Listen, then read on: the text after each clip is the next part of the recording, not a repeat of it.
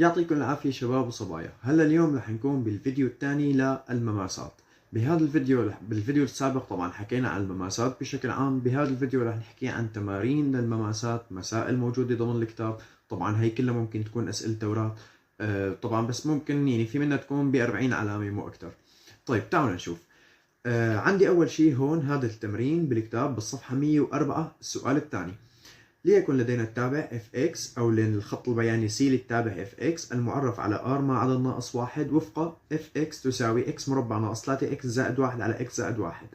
أول شيء اكتب معادلة المماس بالنقطة 1 التي فاصلتها 1. بعدين عم يسألوني هل يقبل مماس بيوازي المستقيم y تساوي ناقص 4x.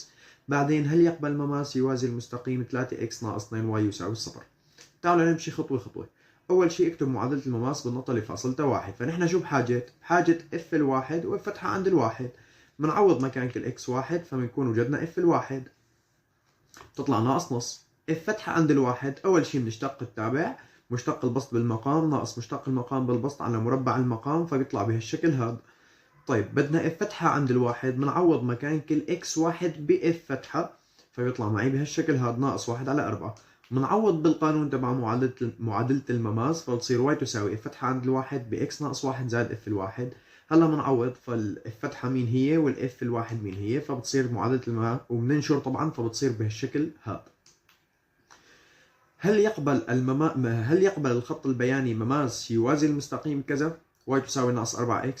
طيب ايمت بيكونوا مستقيمين متوازيين؟ لما بيكون لهم نفس الميل. طيب شو ميل المماس؟ ميل المماس بالنقطة التي فاصلتها A هو f فتحة عند ال A. طيب هذا المستقيم شو ميله؟ هو امثال الاكس لانه هو بالشكل الواي لحالها بطرف وامثالها واحد فالميل بيكون هو امثال الاكس. فمعناها ايمت بيكون في عندي مماس بيوازي؟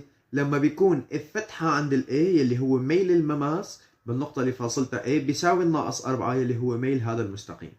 طيب فمعناتها بدي فتحة عند ال A بتساوي الناقص 4. الفتحة من شوي حسبناها بنعوض مكان كل x a وبنساويه بالناقص 4. هلا طرفين بوسطين بتصير بهالشكل هذا. هلا بس رح اكتبها هون، هي صارت هون. هلا بنجي بفك هي مطابقة وبنشر هي الناقص 4 لجوا بتصير بهالشكل. مجاهيل لطرف ومعاليم او كل شيء بنقوله لطرف واحد لانه بتروح الناقص 4 مع الناقص 4 هون فبتصير بهالشكل.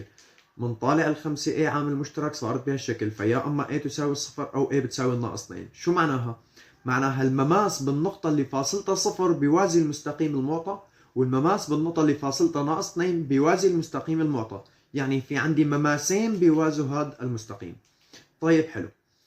تعالوا نشوف الطلب الأخير: هل يقبل مماس يوازي المستقيم الذي معادلته 3x ناقص 2y يساوي الصفر؟ نفس الشيء بس بده يكون ميل المماس بيساوي ميل هذا المستقيم. طيب هذا المستقيم شو ميله؟ أول شيء بكتبه بالشكل y بطرف والباقي كله بطرف. فنقلت للطرف الثاني وقسمت على 2 فصارت y تساوي 3 على 2x. فالميل مين هو؟ 3 على 2. طيب ميل المماس بالنقطة اللي فاصلتها A مين هو؟ f فتحة عند ال A. فبدي f فتحة عند ال A تساوي 3 على 2. شوف هي المعادلة شو حلها. ساويتهم ببعض طرفين بوسطين صارت بهالشكل. فكيت هي مطابقة ونشرت ونقلتهم كلهم لطرف واحد صارت المعادلة بهالشكل. هي المعادلة أول شيء من الدرجة الثانية طبعا فبدنا نشتغل دلتا. دلتا بتطلع معي سالبة فشو معناها؟ مستحيلة الحل. مستحيلة الحل يعني مستحيل لاقي مماس بيوازي هذا المستقيم. فمعناها لا يوجد مماسات بتوازي هذا المستقيم. طيب هيك بنكون خلصنا هذا التمرين. رح نشوف تمرين ثاني بالصفحة 84. السؤال الثاني: عاطيني هون رسمة أو خط بياني. طبعا هذا التمرين حلو لأنه بيبين لنا أو بنصير من خلاله نعرف كيف ندرس نقرأ خط بياني شوي مو كتير. طبعا في فيديوهات لاحقة رح تخلينا نتمكن من قراءة الخط البياني. أول شيء طالبين f الصفر و f الناقص 1 و f 2. طيب وبعدين f فتحة الصفر f فتحة الناقص 1 f فتحة الناقص الاثنين وعدد حلول المعادلة f x تساوي الصفر. طيب بيجي أول شيء f الناقص 1 بروح لعند x بتساوي الناقص 1 ليك. بروح على الخط البياني فوق أو تحت على الخط البياني ليكو هون. شوف الوايات شو كانت 1 فf الناقص 1 بيساوي 1. طيب f الصفر بروح لعند x تساوي الصفر على الخط البياني. هي الخط البياني الوايات شو كانت 2 فf الصفر يساوي 2. طيب f 2 بروح على الخط البياني لعند الخط عفوا هي x تساوي 2 على الخط البياني ليك الوايات شو كانت ناقص 1 فf 2 بيساوي ناقص 1. هي بالنسبة ل fx. هلا f فتحة عند الصفر f فتحة عند الناقص 1 f فتحة عند 2. هلا خلينا متفقين على شغلة. الفتحة ما بيطلبوه منا إلا إذا كانوا راسمين لي المماس. يعني الفتحة عند الصفر ما بيطلبوه إلا إذا راسمين لي المماس بالنقطة اللي فاصلتها صفر. فعلا ليكو ها شايفينه. طيب الفتحة عند الناقص واحد ما بيطلبوه إلا إذا راسمين لي المماس بالنقطة اللي فاصلتها ناقص واحد. هاي النقطة اللي فاصلتها ناقص واحد ليكو المماس هذا الأخضر. طيب الفتحة عند 2 ليكو هي النقطة اللي فاصلتها 2 هي الفتحة عند 2 راسمينه. فما بيطلبوا المماس إلا إذا راسمينه. طيب إذا راسمينه بميز حالتين. إذا هالمماس أفقي فمباشرة صفر. فمثلا هون عندي الفتحة عند الصفر إذا بدي أوجدها المماس بالنقطة اللي فاصلتها صفر شايفينه ليكو أفقي. شو معناها؟ مباشرة هو صفر. الفتحة عند الصفر يساوي صفر. خالصين. طيب إذا بدي مثلا هون الفتحة عند الواحد. الفتحة عند الواحد ناقص واحد عفوا هي لازم تكونها. هي ناقص واحد. الفتحة عند الناقص واحد. طيب بيجي لهون راسمين لي المماس بالنقطة اللي فاصلتها ناقص واحد مبلا. طيب بيجي شو بساوي؟ باخذ نقطتين من المماس. تمام؟ وباخذ فرق الوايات على فرق الاكسات لانه الفتحة هو ميل المماس. طيب كيف بوجد ميله؟ نقطتين منه فرق الوايات على فرق الاكسات. نقطتين منه مين هن مثلا؟ اكس ناقص واحد واي واحد هي نقطة. النقطة الثانية مين هي؟ هن بدلوني مشان ما اخذ قيم تقريبية واخذ مدري شو قرب نص وما نص وغيره غيراته. لا خلاص ليكن هن ممددين لحتى اخذ ليك النقطة ها صفر ثلاثة. فاخذت النقطتين ناقص واحد واحد وصفر ثلاثة. الفتحة شو هو؟ فرق الوايات على فرق الاكسات. بكل بساطة واحد ناقص ثلاثة على ناقص واحد ناقص صفر فبيطلع الجواب ناقص اثنين على ناقص واحد فبيطلع اثنين. طيب هلا بدنا الفتحة عند 2. الفتحة عند 2 ما بيطلبوه إلا إذا راسمين المماس بالنقطة اللي فاصلتها 2 ليكو. باخذ نقطتين. هي النقطة الأولى 2 ناقص 1 والنقطة الثانية ليك ممددين لي لآخذ 0 0. فرق الوايات على فرق الإكسات خالصين. وجدناها طلعت الفتحة عند 2 تساوي ناقص نص. طيب إذا مطلوب مني معادلة اكتب معادلة المماس فببساطة بس عرفت الميل بعوض أي نقطة وبعرف المعادلة. طيب عدد حلول المعادلة fx تساوي الصفر. تعالوا نشوف fx تساوي الصفر. طيب إذا بدي fx تساوي الصفر أول شيء بروح لعند fx هي y هي y تساوي الصفر فهون فبرسم مستقيم y يساوي الصفر هاد رح يكون بهالشكل. شوف وين بيتقاطع مع الخط البياني؟ رح يتقاطع مع الخط البياني بنقطتين هي وهي. كم نقطة تقاطع؟ نقطتين فمعناها للمعادلة حلين. فهن بدهم بس عدد الحلول فمعناها للمعادلة مباشرة بيكون حلين. طيب إذا سألتك بدي fx تساوي الثلاثة مثلا هي fx تساوي 3 هي الخط البياني. طيب كم نقطة بيتقاطع مع الخط البياني؟ ولا نقطة فمستحيل الحل. طيب إذا سألتك fx تساوي 2 fx تساوي 2 ليك هذا بيتقاطع مع الخط البياني بنقطة واحدة هي بس فبيكون حل وحيد. طيب وهكذا. تعالوا نشوف هون.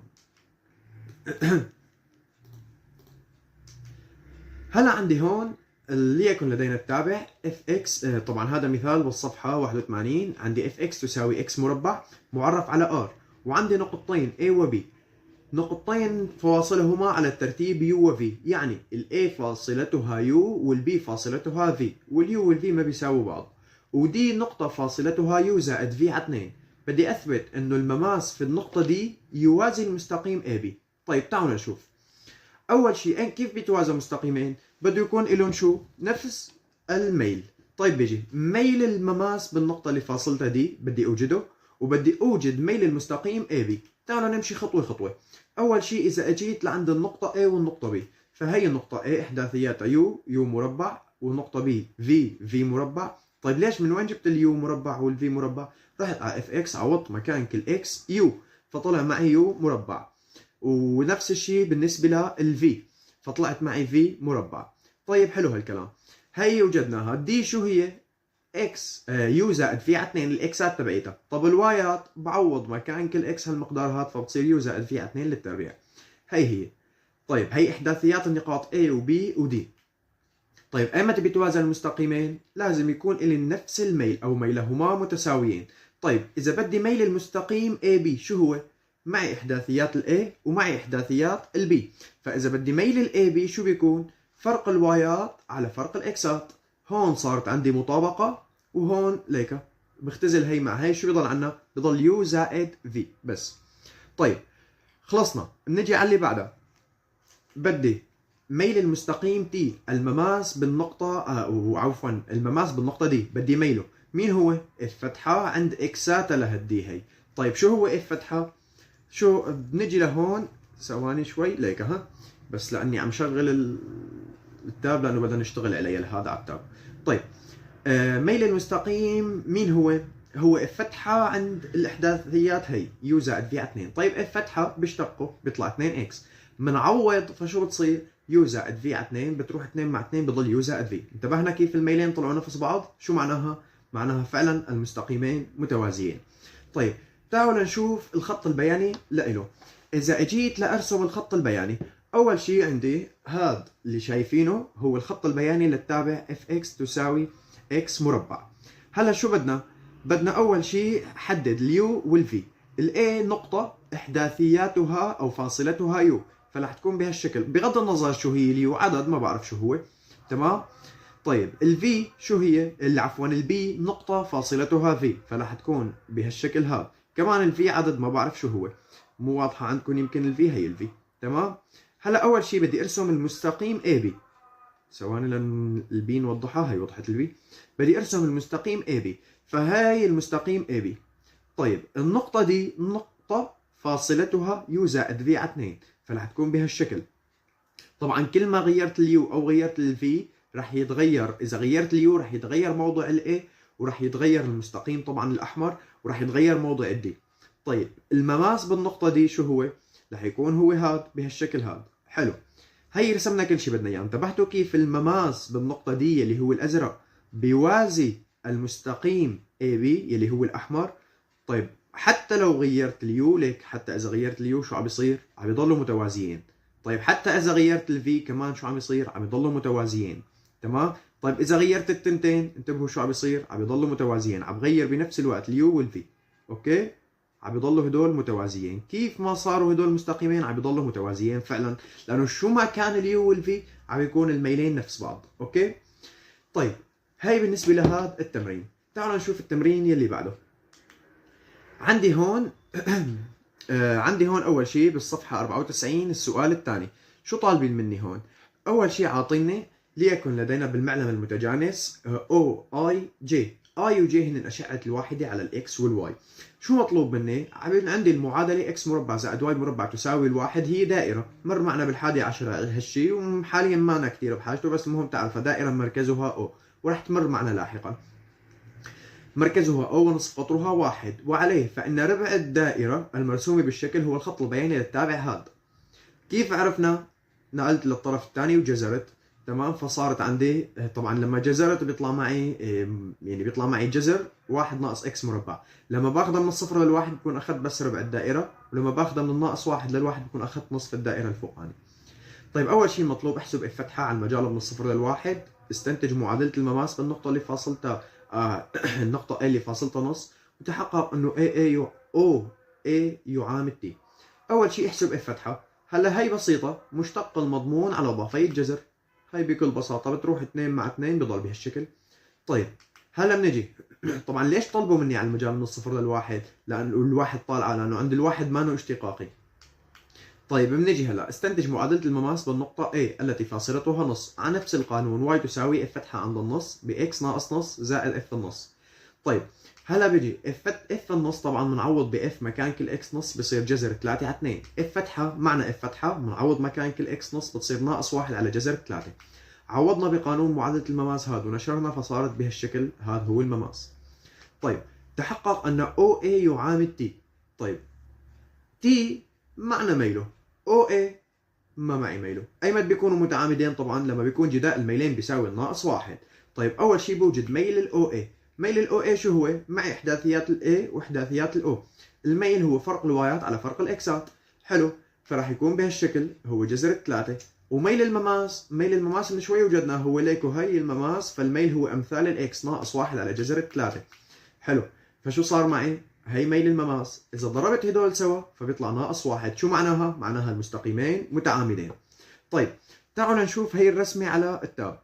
إذا أجيت لعند أول شغلة، إذا بدي أرسم النصف الدائرة فهو بهالشكل هذا. تمام؟ جذر الواحد ناقص إكس مربع، بس نحن ما بدنا إياه كله. تمام؟ بدنا بس لما بتكون شو؟ ربع دائرة. مو واضحة ربع الدائرة؟ طيب مو مشكلة. هاي بدنا بس ربع الدائرة، فراح كبر هون اعمل زوم واخذ بس هذا القسم. طيب حلو. هلا شو بدي؟ بدي أول شيء أرسم المماس بالنقطة A. هي النقطة A وهي المماس بالنقطة A. أوكي؟ طيب حلو. بعد ما رسمت المماس بالنقطة A، طبعا هي عندي النقطة O وهي عندي المستقيم OA. انتبهوا شغلة، شايفينه لهذا؟ هي المماس وهي ال OA. إذا أجيت فعلا هن طلعوا متعامدين، ليك الزاوية بيناتهم هي زاوية قائمة. تمام؟ طيب هيك بنكون انتهينا من فيديو اليوم. عندكم قبل ما ننهي عنا بس وظيفة بالصفحة 104 السؤال الأول والثالث، وبالصفحة 84 السؤال الأول، بس إيجاد معادلة مماس. تعلمنا اليوم تمارين عامة عن إيجاد معادلة مماس. لا تنسوا الاشتراك بالقناة وتفعيل زر الجرس ليوصلكم كل جديد. مع تمنياتي لكم بالحب والتوفيق.